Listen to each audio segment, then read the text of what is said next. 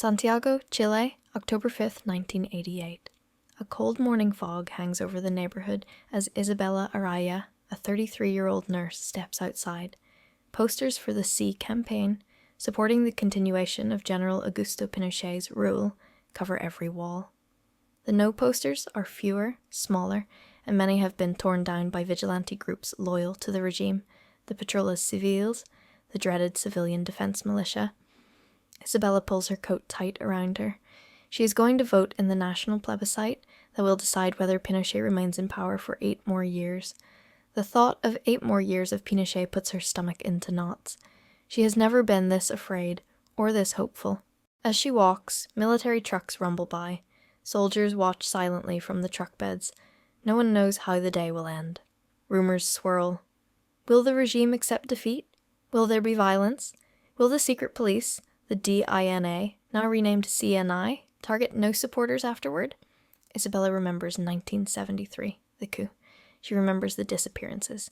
She remembers the fear that shaped every year since. Her younger brother was taken in 1976. He never came back. Today, she is voting for his memory. Her polling place is an elementary school. Outside, voters line up quietly, glancing at the soldiers stationed at the corners. The Sí observers wear bright armbands and stand confidently beside the entrance. The No observers, mostly volunteers, look exhausted. Many slept on the floors of church buildings the night before for safety. Isabella sees one of them, a young woman holding a clipboard with trembling hands. She's barely older than 18. In 1988, the opposition had built a massive network of volunteer observers, lawyers, and data collectors, partly to prevent fraud, partly to prove they existed. Isabella takes a breath and enters the building. Inside, the atmosphere is tense but orderly. A military officer stands in the corner, arms crossed. The ballot is simple.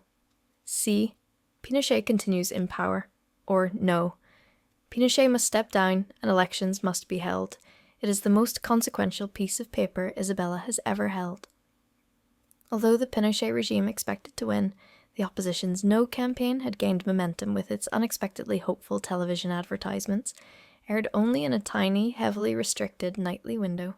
Isabella remembers one ad clearly. Chile, joy is coming. She marks her vote. Now, her hands shake as she folds the ballot. As Isabella walks toward the ballot box, a soldier shifts slightly, just enough to make her heart leap. She reminds herself, ballots are supposed to be secret. International observers are watching today. The regime promised legitimacy, but promises from dictatorships are never comforting. She drops the ballot inside, a simple click of paper on metal, but it feels like a thunderclap. Outside, she sees neighbors she has known for years, but never spoken to about politics. Now they carefully meet each other's eyes. No words, just the quiet acknowledgement of a shared risk. Down the street, a boy chalks a small no on a curb before his mother pulls him away anxiously. The air feels charged, electric. Something old is cracking. Isabella walks home past a mural that had been painted overnight. A rainbow, the symbol of the No campaign. Someone tried to paint over it with black paint, but the colors still show through. That evening, Isabella sits in her small living room. Lights dimmed, watching a flickering TV broadcast. Reports start leaking out. The No vote is ahead, then the government stops releasing numbers. Rumors explode across Santiago. The regime is delaying results, the cabinet is divided, some military officers are refusing to support overturning the vote. Pinochet wants to declare a state of emergency. Isabella's heart pounds. History is happening in her living room. At midnight, she hears cheering from distant streets. Car horns, someone banging pots, a cacerolazo, the traditional protest of Chilean women. She steps outside. Neighbors spill onto the street, cautious but elated. The word spreads. The No vote has won. Pinochet will leave. She covers her mouth. For the first time since she was a child, she sobs from relief, not fear. The October 5th, 1988 election became a turning point in Chile. A single vote did not bring down the dictatorship, but millions of private acts of courage did. In authoritarian regimes, elections are rarely free, but sometimes, just sometimes, they can become the moment a country realizes it is no longer afraid. Under an authoritarian regime, elections can feel strange, like being invited to a competition where the winner was announced weeks ago. But despite their flaws, authoritarian elections can still play an unexpected role in political change. But can elections under authoritarian rule lead to democracy? The short answer is, well, sometimes. Not because the votes are counted fairly, but because elections create political openings that authoritarian regimes don't always control as tightly as they would like. Political scientists such as Levitsky, Way, and Shedler have spent years studying this. Their conclusion: elections can weaken authoritarianism by exposing vulnerabilities. Elections expose divisions inside the regime. Campaign season gives insiders a chance to compete, sometimes openly, sometimes subtly. Rivalries within the ruling elite can become public, and when that happens, the regime's unity weakens. Even authoritarian governments depend on internal cohesion. When it cracks, openings emerge and transitions become possible. Elections give the opposition a platform. Even in heavily controlled elections, opposition candidates can speak, travel, and reach audiences. This builds networks of supporters and organizers, valuable infrastructure for any later push toward democracy. It's not glamorous, but it matters. Visible fraud can also trigger mass mobilization. When a regime manipulates election results too obviously, people notice. That sense of collective awareness can lead to protests or strikes. Historical examples include the Philippines in 1986, widespread fraud led to the People Power movement, Serbia in 2000, election manipulation led to nationwide uprising, and Chile in 1988. A referendum unexpectedly opened the door to a peaceful transition.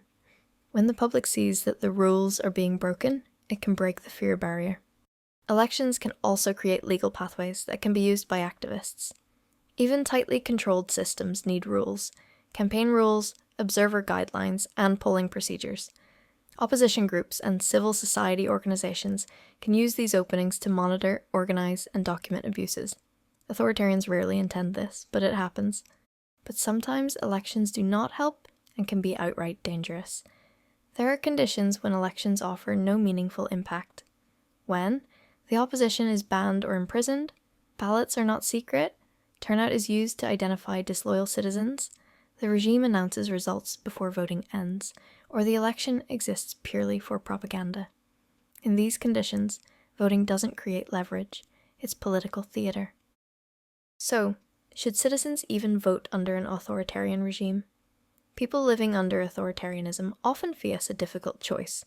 Does voting help, or does it simply legitimize the regime? The answer depends on context. When it is a safe and useful form of resistance, yes, you should vote.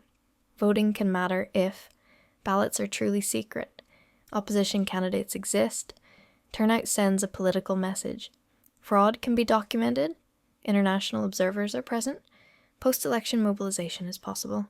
Even if the regime wins, the process can expose weaknesses and unify citizens. When voting is dangerous and strengthens the regime, no, you should not vote. Avoid voting if your identity can be monitored. Voting lists are used to punish dissent, turnout is a loyalty test, or the election has no opposition, no secrecy, and no strategic value. In some systems, not voting is safer. In others, voting is safer. There's no universal rule, only risk assessment. Voting under authoritarianism is rarely about selecting leaders. It's more about revealing public sentiment, documenting illegitimacy, building networks, creating shared political awareness, generating moments for collective action, and fracturing the ruling elite's confidence. Elections don't cause democracy, but they create moments when democracy becomes possible. So, should citizens vote under authoritarianism? Often yes, sometimes no, but always with a clear understanding of the risks, the opportunities, and the political landscape. Democracy rarely arrives through a single election, but sometimes an election becomes the moment when people realize they're not alone, and that realization can be powerful. Let's give a thumbs up to Isabella and all the brave Chileans that voted despite the uncertainty and risk,